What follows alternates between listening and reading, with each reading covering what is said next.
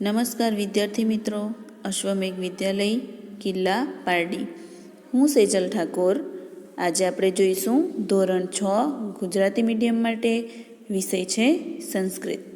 સંસ્કૃતમાં આપણે chapter number 7 જેનું નામ છે સુભાષિતાની.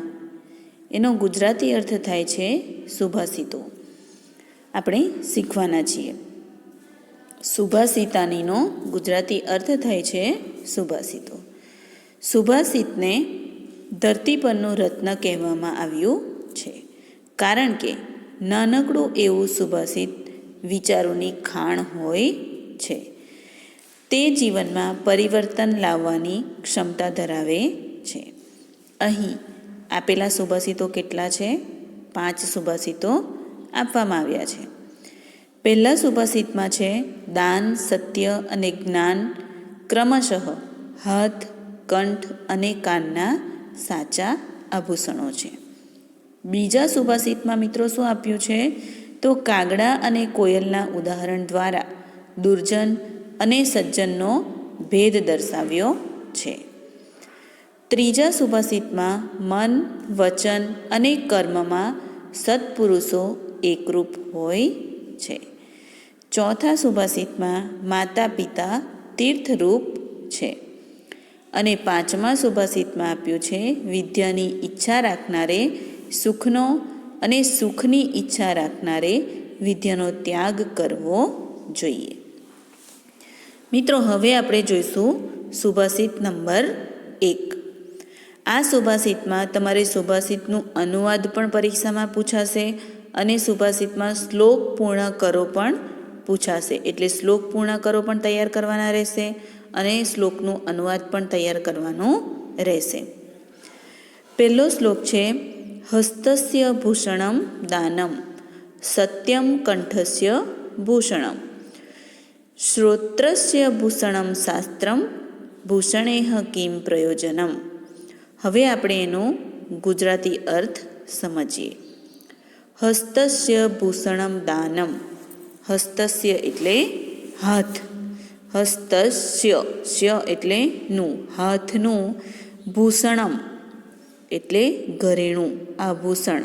દાનમ એટલે કે દાન. હાથનું ઘરેણું દાન છે.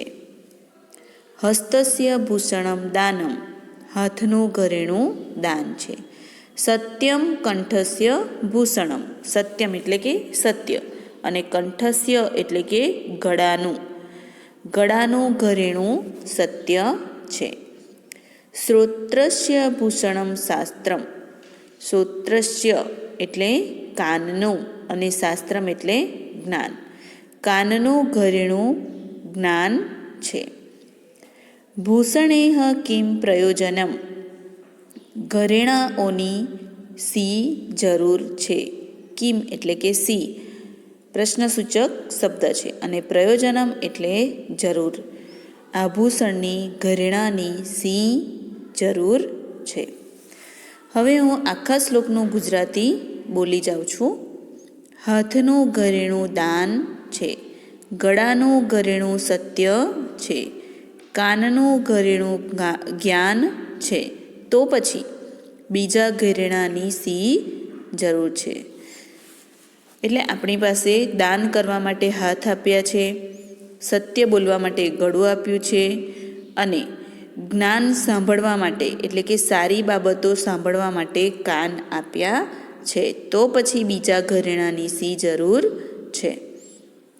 શ્લોક નંબર 2. કાકઃ કૃષ્ણ પીકઃ કૃષ્ણ કો ભેરઃ પીક કાકયોઃ વસંત સમયે પ્રાપ્તે કાકઃ કાકઃ પીકઃ પીકઃ. કાકઃ એટલે કે કાગડો અને પીકઃ એટલે કોયલ. કાકઃ કૃષ્ણ. કૃષ્ણ એટલે કે કાળો. કાગડો કાળો છે. પીકઃ કૃષ્ણ એટલે કે કોયલ પણ કાળી છે. કાગડો પણ કાળો છે અને કોયલ પણ કાળી છે. કો ભેરઃ પીક કાકયોઃ એટલે કે કાગડા અને કોયલમાં સો તફાવત છે. કો ભેરહનો અર્થ થાય છે સો તફાવત છે. કાગડો કાળો છે, કોયલ કાળી છે. કોયલ અને કાગડામાં શો તફાવત છે? તો તફાવત દર્શાવ્યો છે. વસંત સમયે પ્રાપ્તે કાકહ કાકહ પીકહ પીકહ. જ્યારે વસંત સમયે પ્રાપ્તે એટલે કે જ્યારે વસંત ઋતુનો સમય આવે છે ત્યારે કાકહ કાકહ એટલે કે કાગડો એ કાગડો છે અને પીકહ પીકહ એટલે કોયલ એ કોયલ છે. કાગડા અને કોયલમાં શો ભેદ છે કે કાગડો પણ કાળો છે અને કોયલ પણ કાળી છે, બરાબર છે. તો એમાં શું તફાવત છે? તો અહીં આપણને તફાવત દર્શાવ્યો છે કે જ્યારે વસંત ઋતુ આવે છે ત્યારે કાગડો એ કાગડો કેમ શા માટે કાગડો છે અને કોયલ એ શા માટે કોયલ છે એ વિશેનો ભેદ આપણને ખ્યાલ આવી જાય છે. કેવી રીતે ખ્યાલ આવે છે? તો વસંત સમયે કાગડો બોલે છે કાકા, બરાબર. કાગડાનો કેવો અવાજ છે? કર્કશ અવાજ છે, એ આપણને ગમતો નથી. જ્યારે કોયલનો મીઠો અવાજ વસંત ઋતુમાં આપણને સાંભળવા મળે છે. એટલા માટે આપણે કાગડા અને કોયલ વિશેનો ભેદ આપણને સમજાય છે. ત્રીજો શ્લોક છે યથા ચિત્તમ તથા વાચો યથા વાચાસ તથા ક્રિયા. ચિત્તે વાણ્યા ક્રિયાયામ ચ સાધુનામ એકરૂપતા. યથા ચિત્તમ, યથા એટલે કે જેવું, જેવું મન, ચિત્તમ એટલે કે મન, જેવું મન, તથા વાચો એટલે કે તેવી વાણી, યથા વાચા તથા ક્રિયા, જેવી વાણી તેવું કાર્ય. ચિત્તે વાણ્યા ક્રિયાયામ ચ, ચિત્તે વાણ્યા એટલે કે ચિત્ત એટલે કે મન, વાણ્યા એટલે કે વચન, મન, વચન અને ક્રિયાયામ એટલે કે કાર્યમાં સાધુ નામ એકરૂપતામ એટલે કે સજ્જનો એકરૂપ હોય છે. સામા સજ્જનો એક સમાન હોય છે, એકરૂપ હોય છે? તો મન, વચન અને કાર્યમાં, કર્મમાં સજ્જનો એકરૂપ એટલે કે સમાન હોય છે. જેવું મન તેવી વાણી અને જેવી વાણી તેવું કાર્ય. મન, વચન અને કાર્યમાં સજ્જનો એકરૂપ એટલે કે સમાન હોય છે. ચોથો શ્લોક સર્વતીર્થમયી માતા સર્વદેવમય પિતા માતરમ પિતરમ તસ્માત સર્વયત્નેન પૂજયેત. સર્વતીર્થમયી એટલે કે સઘળા તીર્થોથી યુક્ત કોણ છે? માતા. સર્વદેવમય પિતા એટલે કે સઘળા સર્વ દેવોનું સ્વરૂપ કોણ છે? પિતા. માતરમ પિતરમ તસ્માત,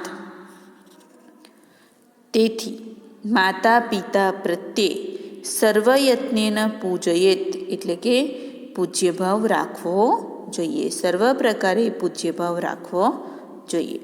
સર્વતીર્થમયી માતા સર્વદેવમય પિતા. માતા સઘળા તીર્થોનું સ્વરૂપ છે, પિતા સર્વદેવોનું સ્વરૂપ છે.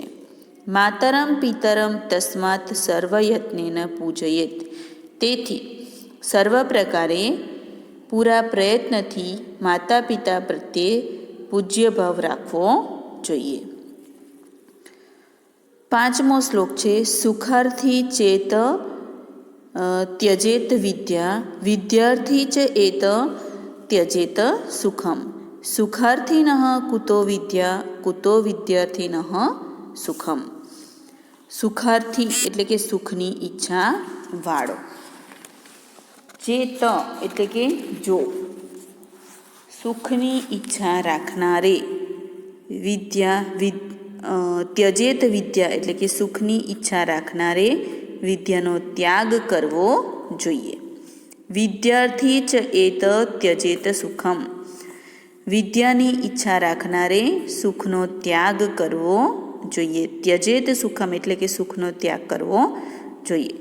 સુખાર્થિનઃ કુતો વિદ્યા એટલે કે સુખની ઈચ્છાવાળાને, કુતો વિદ્યા એટલે કે વિદ્યા ક્યાંથી હોય, કુતો વિદ્યાર્થિનઃ સુખમ, અને વિદ્યાની ઈચ્છા રાખનારને સુખ ક્યાંથી હોય. સુખની ઈચ્છા રાખનારે વિદ્યાનો ત્યાગ કરવો જોઈએ અને વિદ્યાની ઈચ્છા રાખનારે સુખનો ત્યાગ કરવો જોઈએ. સુખની ઈચ્છાવાળાને વિદ્યા ક્યાંથી હોય અને વિદ્યાની ઈચ્છાવાળાને સુખ ક્યાંથી હોય? તો મિત્રો, ચેપ્ટર નંબર 7 સુભાષિતાનીમાં કેટલા સુભાષિતો છે? 5 સુભાષિતો છે. એ 5 સુભાષિતો આપણે અર્થ સહિત અનુવાદ સાથે સમજી ગયા છીએ. તમારે શ્લોક પૂર્તિ માટે પણ આ શ્લોક તૈયાર કરવાના છે અને શ્લોકનું અનુવાદ માટે પણ આ શ્લોક તૈયાર કરવાના છે. અને હું જે પીડીએફમાં મોકલીશ એ પ્રશ્નો તમારે સંસ્કૃતની નોટમાં ચેપ્ટર નંબર 7નું હેડિંગ આપીને સરસ અક્ષરે લખવાનું છે અને તૈયાર પણ કરવાનું છે. Thank you.